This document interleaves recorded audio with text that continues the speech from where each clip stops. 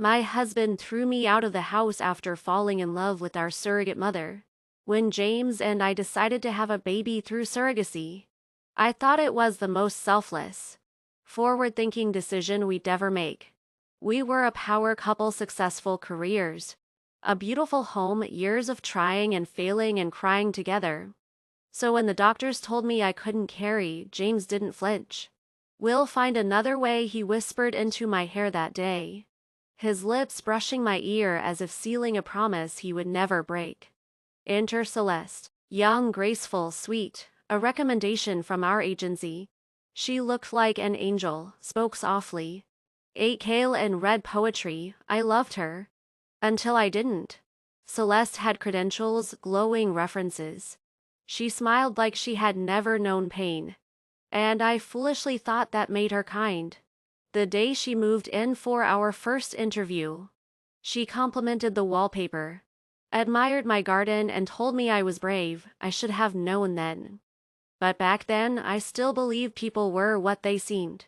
It began subtly. James would smile longer at her jokes, ask her questions about her childhood, linger in the kitchen after appointments. "Just making sure she's comfortable," he'd say. But comfort turned into conversations without me. Then long drives, then private jokes. They made a playlist together. She said it helped the baby connect with their voices. He played it every evening. I watched them sway to soft jazz on the porch while I sipped wine from behind a curtain. The first time I felt it in my bones was when Celeste cried. She had a hormonal meltdown, naturally. But when I reached out to console her, she flinched away and called for James. He was there within seconds. She melted into him, and I stood there like the maid. Celeste moved into our guest house halfway through the pregnancy. On doctor's recommendation, I agreed, believing proximity meant control. Wrong. James doted on her herbal teas, pillows, prenatal yoga playlists. He made her smoothies from scratch. Started walking her to appointments without telling me. She began using his car. She had a glow, not the glow of pregnancy, no. It was the glow of attention, of power. She played innocent. But I saw how her eyes followed James across the room. How she always needed help lifting things, opening jars or reaching a shelf. And he was always there, always eager.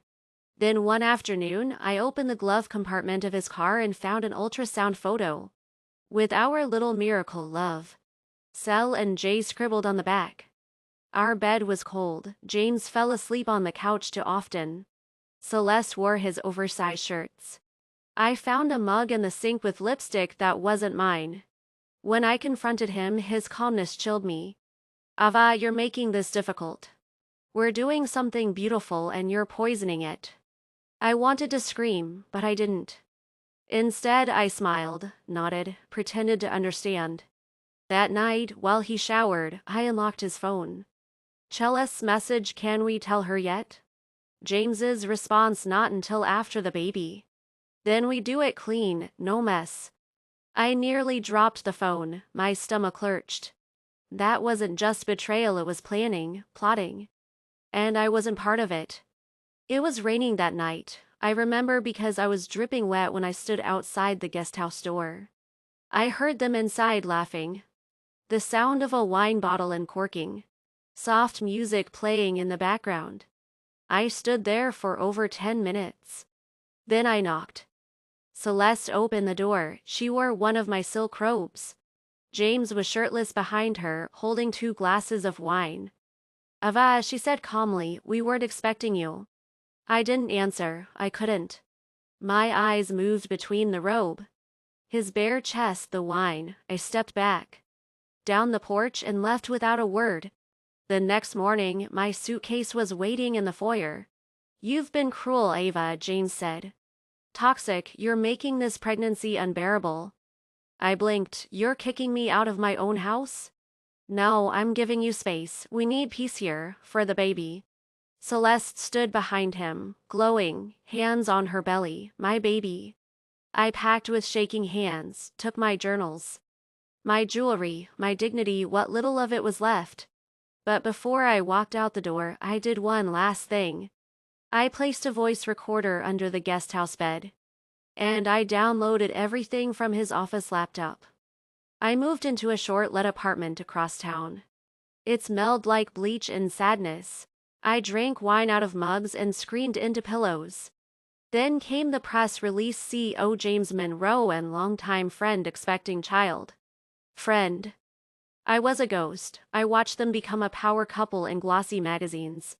Smiling at charity galas, him with his hand protectively on her belly. She had stolen my life, and he had handed it to her on a silver platter. Then the recorder sends to my cloud. I heard them, laughing, plotting. James, she won't take this lying down, but she's got no proof. Celeste, unless she finds out about Chicago, or the emails. James, I wiped the servers. Celeste, and if she ever does? James, we deny, like we always do. Celeste gave birth without telling me. I found out on Instagram. A photo of James holding the baby. Celeste in a hospital gown, exhausted but triumphant. The caption: "Our family is complete." Not a word about me. I called the hospital. They said I wasn't listed, no rights, no updates. But I had something better. Evidence. I hired a lawyer. A relentless one. We dug deep. Celeste had been a surrogate before. 3 times. 2 of them ended in restraining orders. 1 ended with a child kept illegally. The agency buried it. And James? He knew. Emails proved it. Payments traced. Blackmail. Connections going back to his college days. This wasn't love. It was strategy. And now I had the playbook. The court hearings began. Celeste cried on cue. James called me unstable, infertile, obsessive. Then my lawyer played the tape.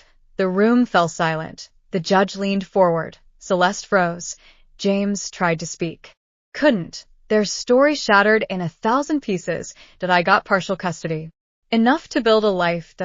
My daughter knows me now. She holds my hand. She calls me Mama. Celeste vanished from social media. James resigned from his firm.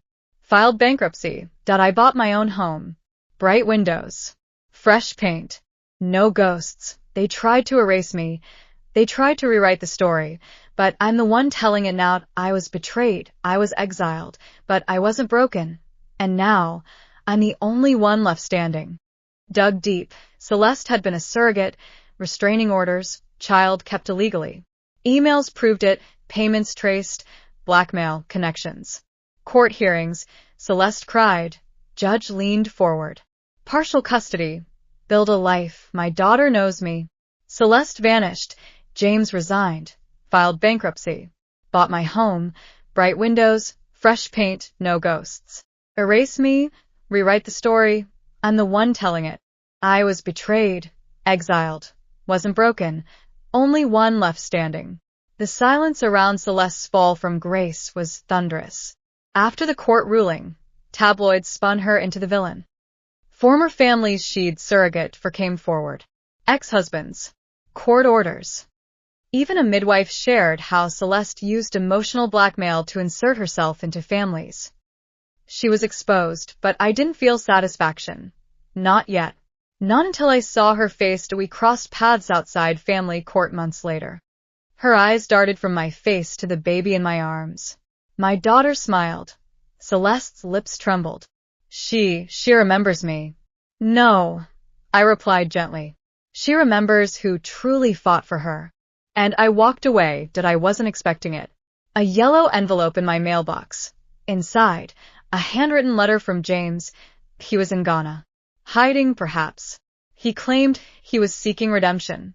That he was fooled too. I replied gently, who truly fought for her. I walked away. A yellow envelope. Handwritten letter from James. James, Ghana, seeking redemption. Fooled too. That Celeste had promised him a life of simplicity, peace, and a child. Everything I had, but without the depth, the work, the resilience. He asked for forgiveness. I stared at the last line. If you ever want to talk, you know how to reach me. I picked up my pen, wrote 2 words across the letter, and mailed it back. You're forgotten. My daughter turned 1 today. She clapped to her own cake smash and danced to Fuji tunes like she was born for joy. I held her that night and whispered, "You were born of chaos, but you'll grow in peace." I thought it would be the end of the story. But something shifted in me that I started documenting everything. A memoir? A series? Maybe a foundation to help women recovering from betrayal. I wasn't just the woman who stayed standing. I was the woman who opened a door for herself and for others.